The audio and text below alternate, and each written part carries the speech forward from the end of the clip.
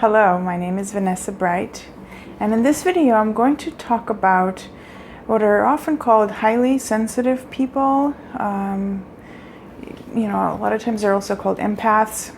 There's a lot of labels, and it's one of my specialties in my practice. These people are often unaware of what an amazing gift it is to be highly sensitive.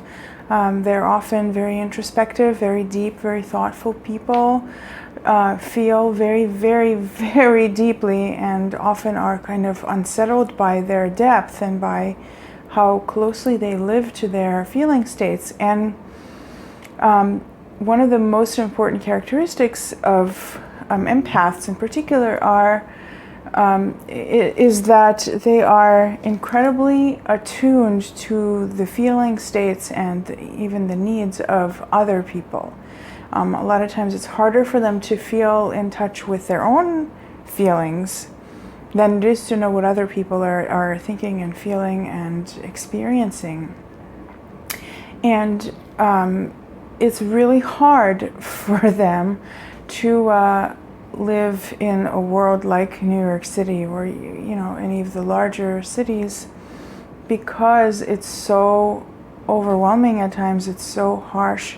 There's so many people, there's so much stimuli that it's really hard to process it all. And so people like empaths or highly sensitive people tend to shut down very easily. And what ends up happening to them is that they're often judged for their sensitivity, or a lot of times they're called emotional or too emotional or needy or too sensitive, things like that. And the trouble is that if those judgments started early in life by parents or friends or caretakers or teachers or whoever who didn't get it, who didn't get how special and just precious this quality is, if instead it got judged, very often what happens, and what then needs work, what needs processing in psychoanalysis, is that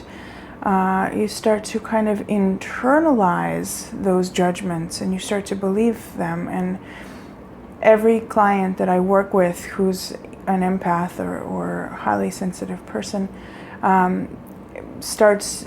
has talked about believing that there's really something wrong with them, that they are too sensitive, or oh my God, I'm too much for people to deal with because every little thing brings up something for me, or every little thing, people often call them dramatic also, and that's so judgmental. And there's a truth to it in the sense that this person feels things so highly, but when other people can't handle that is when they start to judge that instead of saying, oh my God, you feel this much, I don't know what to do with that. They'll say, oh, you feel too much, stop it, you're too emotional, go away. And most people that I work with have had parents who have done that to them, and have had teachers, pretty much everyone. And a lot of times what happens is that these people wind up honing in their gifts and going into the healing professions and working with people.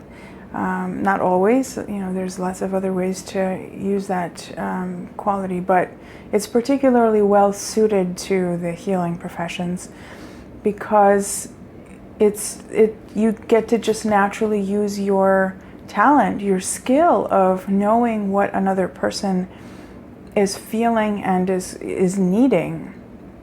And the trouble is, and kind of the reason I'm doing this video and the reason I have a whole specialty around this, is that you run into trouble with boundaries a lot, with self-care, with other people really sensing your gift and wanting to kind of take advantage of it, because people out there really are very hungry for being known and being met emotionally and being helped and being taken care of.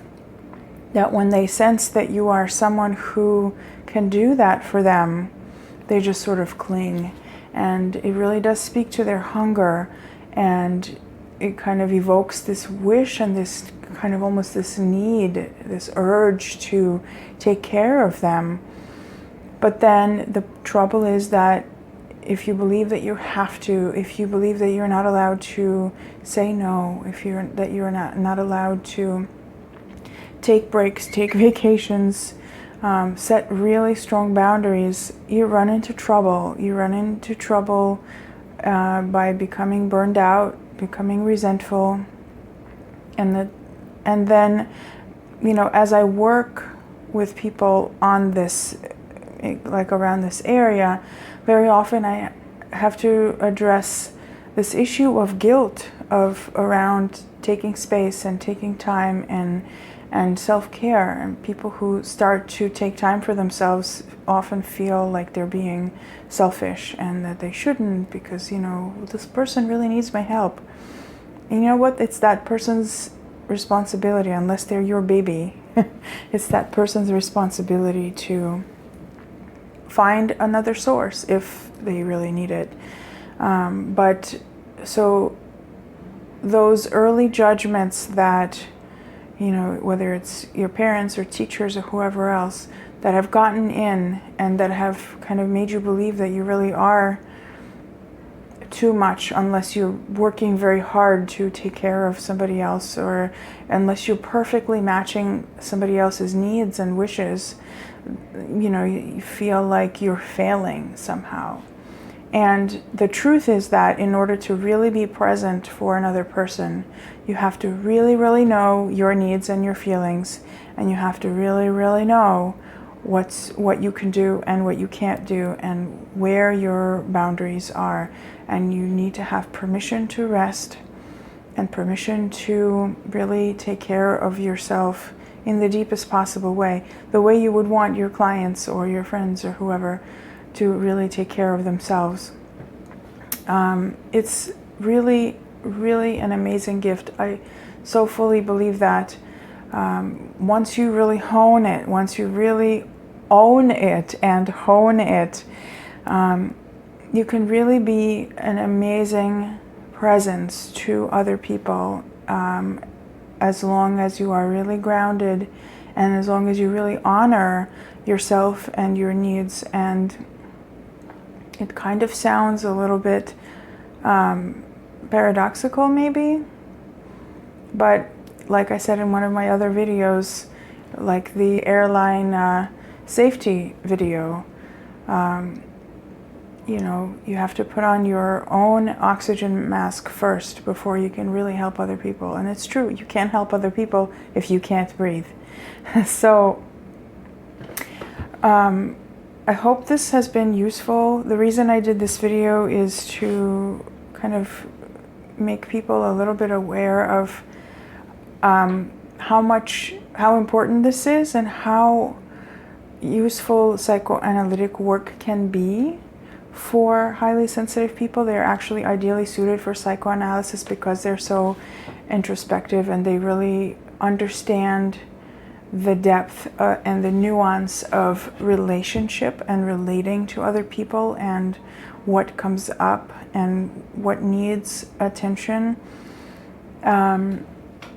So hopefully this gives you a little bit of an insight. I know it's a short video. I couldn't possibly go into every aspect of it. So please feel free to leave comments, send me your questions and responses. Visit vanessahannabright.com or email me at vanessabright@inbox.com. And thank you for watching.